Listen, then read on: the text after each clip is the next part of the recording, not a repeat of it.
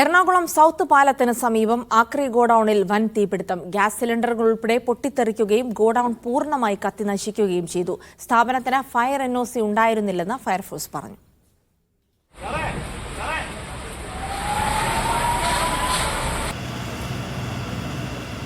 പുലർച്ചെ 2 മണിയോടെയാണ് എറണാകുളം സൗത്ത് പാലത്തിന് സമീപം ആക്രി ഗോഡൌണിൽ തീ പടർന്നത്.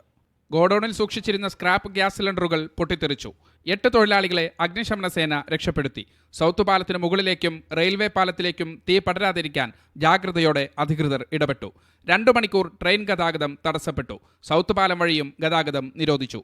15ഓളം ഫയർഫോഴ്സ് യൂണിറ്റുകൾ എത്തിയാണ് തീ നിയന്ത്രണ വിധേയമാക്കിയത്. പക്ഷേ ആ ഫയർ ഉണ്ടായത് മിക്കവാറും ഇലക്ട്രിസിറ്റിയുടെ ആ ഭാഗത്ത് നിന്ന് തന്നെയാണ് വന്നിട്ടുള്ളത്. ഫയർ സേഫ്റ്റി സിസ്റ്റം ഒന്നും ഇല്ലാത്തത് തന്നെയാണ് ഇതിൻ്റെ ഏറ്റവും വലിയൊരു പോരായ്മ. തീപിടിച്ചതിന്റെ കാരണം വ്യക്തമല്ല.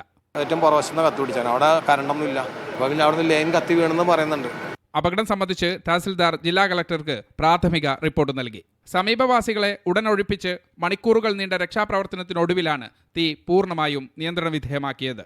സമയോചിതമായ ഇടപെടലും ദ്രുതഗതിയിലുള്ള രക്ഷാപ്രവർത്തനവുമാണ് ആശങ്കയ്ക്കിടയില്ലാത്ത വിധം തീ നിയന്ത്രണ വിധേയമാക്കാൻ സാധിച്ചത്.